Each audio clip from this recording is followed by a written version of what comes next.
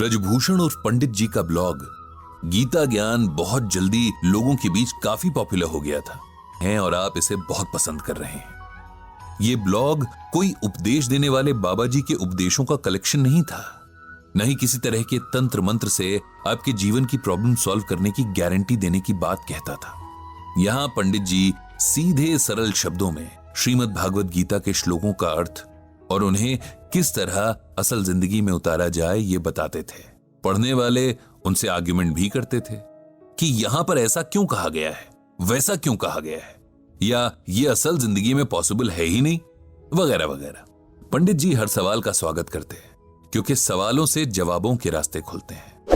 कई बार सवाल हमें उस जवाब तक ले जाते हैं जिसे हम न तो पहले सोच पा रहे थे, न किसी बात को देखने का ऐसा नजरिया बना पा रहे थे।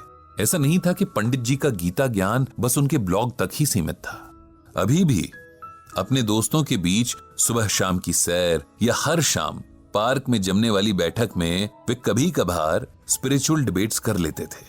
वहां भी उन सब में अक्सर मतभेद होते लेकिन मनभेद कभी नहीं। पंडित जी के दोस्तों में एक वर्मा साहब भी थे। उनका शहर में खूब बड़ा कपड़ों का बिजनेस था जिसे अब उनके बेटे संभालते थे। वर्मा साहब ने तो अब खुद को पूजा पाठ और दान पुण्य तक ही सीमित कर लिया था। शहर की कोई धर्मशाला, कोई मंदिर, कोई सरकारी स्कूल ऐसा नहीं था जहां वर्मा साहब की दान की हुई कोई चीज ना हो। ये कैसे पता चलेगा कि कोई चीज वर्मा साहब ने दी है? तो उसके लिए वाटर कूलर, पंखे वगैरह दान की हुई चीजों पर हर दानी की तरह उसका नाम जो लिखा रहता था। रोज शाम की बैठक में वर्मा साहब अपने किए दान पुण्य की बातें करते। ऐसा करने के पीछे उनका शायद कोई स्वार्थ ना हो, बस आदतन कर देते थे। लेकिन बाकी के बुजुर्गों को ऐसा महसूस होता कि वे अपने अगले जन्म के लिए कुछ भी पुण्य नहीं कमा पा रहे हैं। अब सब लोग वर्मा साहब की तरह तो पैसे वाले हैं नहीं, अभी भी घर की जिम्मेदारियों से घिरे हुए हैं और दान तो कोई तब करे जब फैमिली की जरूरतें पूरी हों। वर्मा साहब की कहानी भी बड़ी इंटरेस्टिंग थी। ऐसा नहीं था कि उन्हें सब कुछ विरासत में मिला हो। उनके पिता की शहर के एक बड़े चौराहे पर एक छोटी सी किराना की दुकान थी और फैमिली बड़ी थी तो बस गुजर बसर करने वाले हालात थे। वर्मा साहब का मन कभी पढ़ाई में लगा ही नहीं। उन्हें तो बाजार की चहल पहल अट्रैक्ट करती थी। पिता की छोटी सी दुकान पर बैठना उन्हें कभी रास नहीं आया, लेकिन मजबूरी थी। पिता ने साफ कह दिया था कि या तो पढ़ाई करो या दुकान संभालो।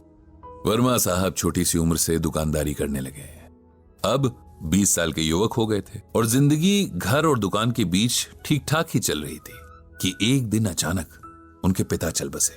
अब जाकर वर्मा साहब को एहसास हुआ कि पिता कैसे पूरे परिवार को बांधे हुए थे।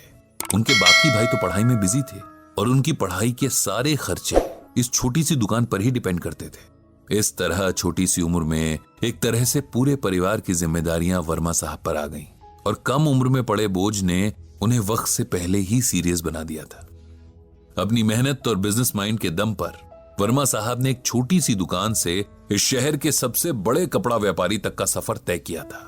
आज उनके बेटों के पास एक सफल कारोबार है जिसकी नींव उनके पिता के पसीने की नमी थी।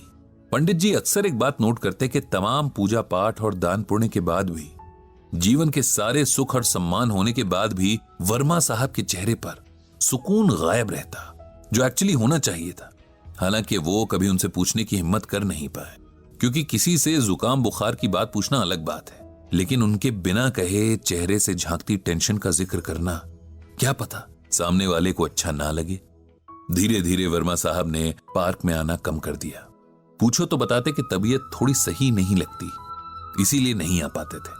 सबकी तरह पंडित जी ने भी इसे उम्र का खेल समझा, लेकिन ये खेल कुछ और ही था जिसका पता पंडित जी को जल्द चलने वाला था।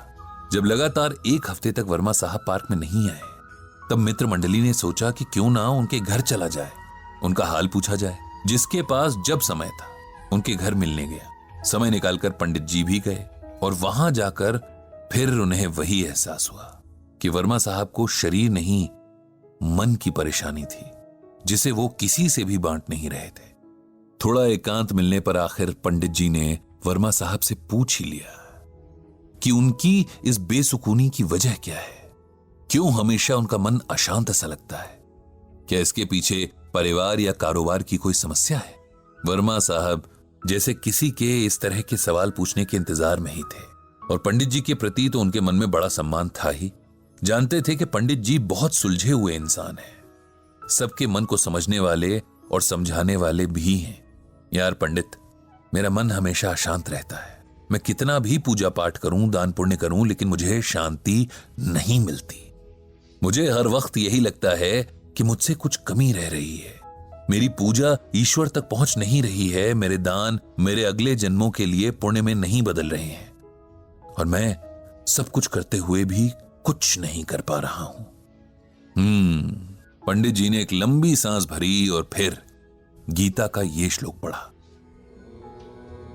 विहाय कामान यह कर्वान पुमांश चरति निस्पृह निर्ममो निरहंकार स शांतिम अधिगच्छति। इस श्लोक में भगवान श्री कृष्ण ने अर्जुन से कहा है कि जो मनुष्य सभी इच्छाओं और कामनाओं को त्याग कर ममता रहित और अहंकार रहित होकर अपने कर्तव्यों का पालन करता है, उसे ही शांति प्राप्त होती है। अब सरल शब्दों में इसका मतलब सुनो। जब हम कोई भी काम करते हैं, चाहे वो अपना रोजमर्रा का काम हो या किसी की मदद करने जैसा काम, यदि हम किसी भी तरह के स्वार्थ या अहंकार से भर कर करते हैं, तब हमें किसी भी तरह से उस काम का सुकून नहीं मिल पाता।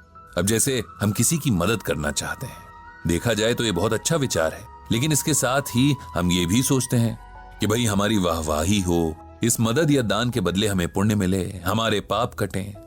तब हम निस्वार्थ भावना से दान नहीं कर रहे। इसीलिए हो सकता है कि हमें पुण्य तो मिल जाए लेकिन शांति न मिले। ये रूल जीवन के हर काम पर लागू होता है। अपने बच्चों को भी अपना इन्वेस्टमेंट नहीं समझना चाहिए कि आज हम इन्हें अच्छे से पालेंगे तो कल ये हमारी केयर करेंगे। उनकी अच्छी अपब्रिंगिंग यानी परवरिश हमारी ड्यूटी है। हम दान करते हैं क्योंकि हम काबिल हैं, लेकिन उसके बदले ये उम्मीद रखना कि इसके बदले हमारा प्रचार होगा, घमंड की निशानी है। और ईश्वर उस हृदय में वास नहीं करते जहां घमंड हो। इसी तरह उस हृदय में सुकून को भी जगह नहीं मिलती। अपना कोई काम करना, किसी की मदद करना हमारा फर्ज है, जिसे पूरा करना हर किसी की जिम्मेदारी है। इसके बदले कुछ मिलने की एक्सपेक्टेशन रखना गलत है। वर्मा साहब, आपने जीवन भर मेहनत की, आपको लगता है कि आपके परिवार को आपके प्रति थैंकफुल होना चाहिए। वे होंगे भी, लेकिन इस एहसान का शुक्रिया वे एक समय के बाद करना बंद कर देंगे। लेकिन आप उनसे हर समय ये सुनना चाहेंगे। ऐसा ना होने पर आपको दुख होगा, जबकि देखा जाए तो आपने किसी पर कोई एहसान नहीं किया। आपने जो किया वो परिवार के सदस्य होने के नाते आपकी रिस्पॉन्सिबिलिटी थी। हर कोई अपने परिवार और समाज के प्रति इसी तरह अपनी रिस्पॉन्सिबिलिटी निभाता है। आप पूजा पाठ करते हैं, ये भी उस भगवान के प्रति हमारा फर्ज ही है, जिसने हमें मनुष्य के रूप में जन्म दिया और इस धरती के सभी सुख भोगने का अवसर दिया। अपनी पूजा का प्रदर्शन करके भी हम उस सुख से हाथ धो बैठते हैं। इसीलिए कोई भी काम बिना घमंड और सेल्फिशनेस के किया जाना चाहिए। तब मन पर किसी तरह का बोझ नहीं होता।